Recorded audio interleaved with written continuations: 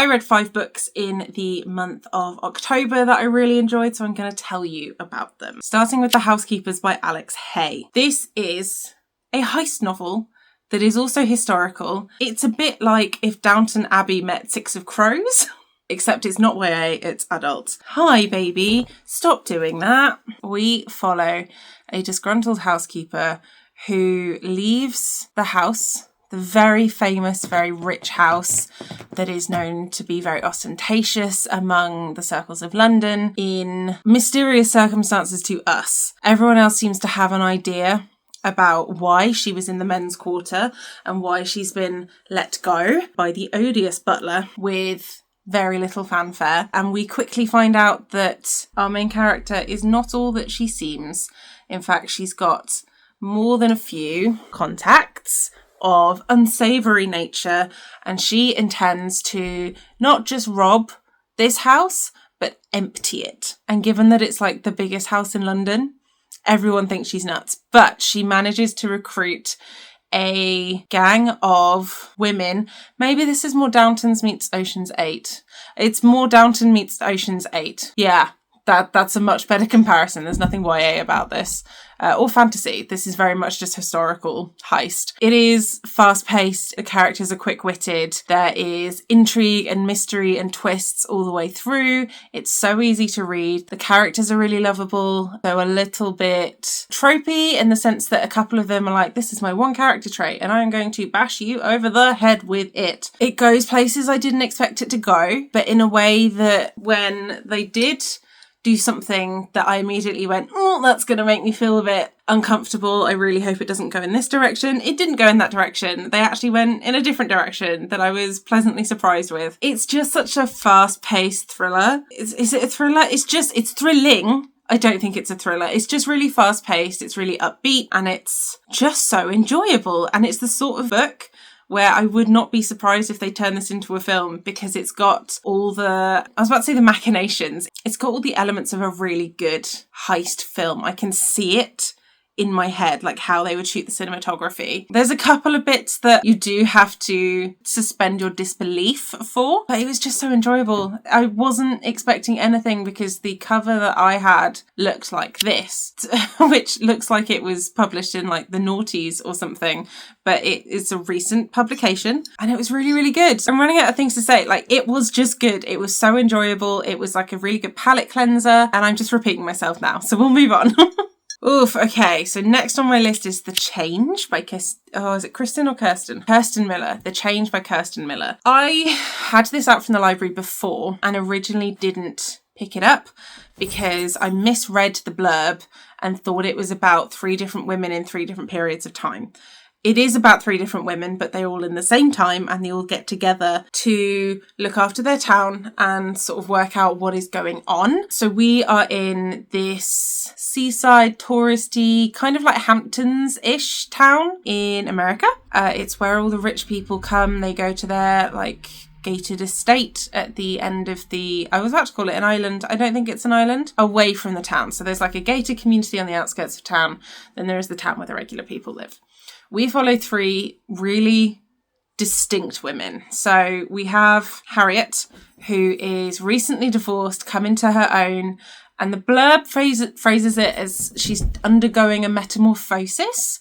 And I think this is fair to say. And I won't go into any more detail than that. We have Jo, who owns a gym, has a fiery temper, and a strong sense of justice. And we have, oh goodness, what's the last lady's name? Nessa. We have Nessa, who can hear the voices of the dead calling to her. All 3 of these women stumble into a massive conspiracy after Nessa hears the voice of multiple young women from the beachfront. And they become entangled in this story in their own separate ways and then come together and essentially solve this mystery when no one else wants to look. And everyone else wants to like tuck it under the rug and look the other way. But it's all 3 of them have a really strong sense of justice. Nessa can hear dead people. Jo can like heat things up and set them on fire. And Harriet, how do I explain Harriet? I don't know how to explain Harriet without potentially spoiling things. But she also has powers, I guess, is the easiest way to put it. This is a really good example of a book with morally grey characters. Our protagonists are not necessarily the good guys all the way through, but because they have such a strong determination to see justice for this girl and to get shit done and to overthrow the patriarchy, to break norms, to do what they need to do, regardless of what society tells them they should, in order to get shit done. I really, really enjoyed it. This was a 5-star read. It made me so angry. It's quite a long book, but it's so worth it. I don't think any of it is filler. It's a realistic time frame for a murder mystery. They have realistic interactions with the people with regards to like access and things like that, and asking people questions and what's okay to ask people and how to sort of pin people down. It was very much rooted in reality, even though this is magical realism. Bratty's just decided to very loudly use the litter tray, so you're gonna have to ignore that sound. And it was so well written that the magical realism I forgot was fantasy. I forgot that wasn't a completely normal thing to happen to these women or for them to be able to do. And it was just so engaging. It was so powerful, and our characters are so fierce in their own ways and so distinctly different. There's a lot of commentary on society. There's a lot of commentary on class and wealth and poverty and sexism and misogyny and the glass ceiling. That all of these things are discussed and portrayed so well and so accurately in a way that you won't have any choice but to feel enraged, which is my favourite kind of book, it turns out. So I really, really enjoyed this one. Next, I read Snake Eater by T. Kingfisher. This was an ARC that I was sent, and my full review for the Fantasy Hive is linked down below if you want to read that. But my thoughts briefly about it now were that it was good. She managed to do the thing that she does where her book is both cozy but also incredibly unsettling. And frankly, if you had told me that the villain of this book was going to be a roadrunner, I would have picked it up because it's T. Kingfisher, but I genuinely would not have known what to expect. And I'm not really sure I would have been able to predict this. We follow Selena, who comes to Quartz Creek, which is this abandoned town in the middle of the desert. It's not abandoned, shut up. This little town with a very small population where her Aunt Amelia lives. However, when she gets to Aunt Amelia's house, she is informed that Aunt Amelia is dead and has been for some time, but they didn't know how to contact her and so weren't able to tell her or any of her next of kin. So Selena's kind of stuck because she's gotten a one-way ticket to this town for reasons that become clear. She has her dog Copper with her, who is the best dog in the world, and T. Kingfisher does such a good job of describing Copper's mannerisms and personality in a way that is not like over the top and like, I've got an animal companion. It's just so realistic, which I really appreciated. And that theme of like taking the small details is just so prevalent throughout the whole book, which I think really adds to the theme of anxiety and self-esteem and self-worth, which are very strong themes throughout the book because Selena suffers with anxiety and low self-esteem and low self-worth, and it's really, really lovely to see her find the friends and the family in this town, build that found family around her, and to see her progress from the start of the book to the end, even though some of the things that happen to her are batshit crazy. However, T. Kingfisher doesn't fall into the trope of other people not believing the main character when they say that something crazy has happened. They just go, oh yeah, that's normal, which is lovely. And I love that. I love that about her and about this book. I really loved it. I really did. There's a lot of attention to detail to like the domesticity of everyday life. Like, where am I going to find dog food in the desert? How am I going to afford things because I have no money? What do I do with the scorpions in the cupboard because I've never lived in the desert? I don't know what to do about the rattlesnakes. What do I eat? Who do I go to? What do you mean the mayor is also the firefighter and the doctor and the like 4 different other positions within the town? Because of course she is, because the town's like 20 people strong. I say town, village is a bit generous.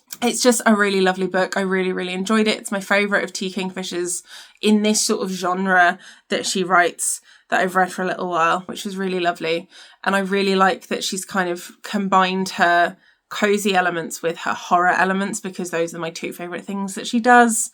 And her animal companions she was doing everything that she loves to do really well in this book, and I really enjoyed that. Then I read The Formidable Miss Cassidy by Mayhem Bowie. I don't remember how this ended up on my digital TBR. I was impressed that my library had it at all, and I really enjoyed it up until the end. The end ruined it for me because I think they did a stupid thing, but up until that point, I was hooked. This was originally, I think it was either a short story or a novella that was then expanded into a novel. And you can tell. So once you get over the fact that this story is told in two very distinct parts, but I really, really enjoyed Miss Cassidy as a main character. She takes no nonsense. She gets stuck in. She takes everything in her stride. She has come to be a governess for the teenage daughter of a man whose wife and like 4 of their children have just died one after the other. So he wants a governess to come and teach his daughter how to be a lady, basically, because she has no more female role models in her life. We are in Singapore? Is that right? 1890s Singapore. So it's historical. It's a little bit of a mystery. It's a little bit supernatural. Miss Cassidy is not everything that she appears to be. There's a little bit of a romance plotline that felt a bit shoehorned in there to me, but I am very picky with romance plotlines, so I think other people might not find it quite as egregious as I did. I got a bit confused about like ages in this book because it wasn't super clarified. It's a really lovely light-hearted book with a little like undercurrent of mystery. It's a really interesting and easy portrayal of like Singapore in this time period. I have been to Singapore very briefly, and funnily enough, it's nothing like it was in the 1890s, but I have zero idea of any of Singapore's history or anything like that. So sort of watching the interaction between different peoples from different places in Singapore in this book was really educational for me.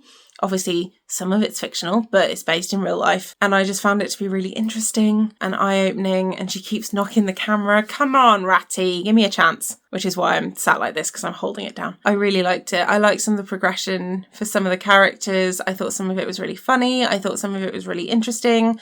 There were some bits that were really unsettling. It's quite like light-hearted for most of the book, but there are a couple of scenes which are really nasty, and suddenly the stakes shoot up.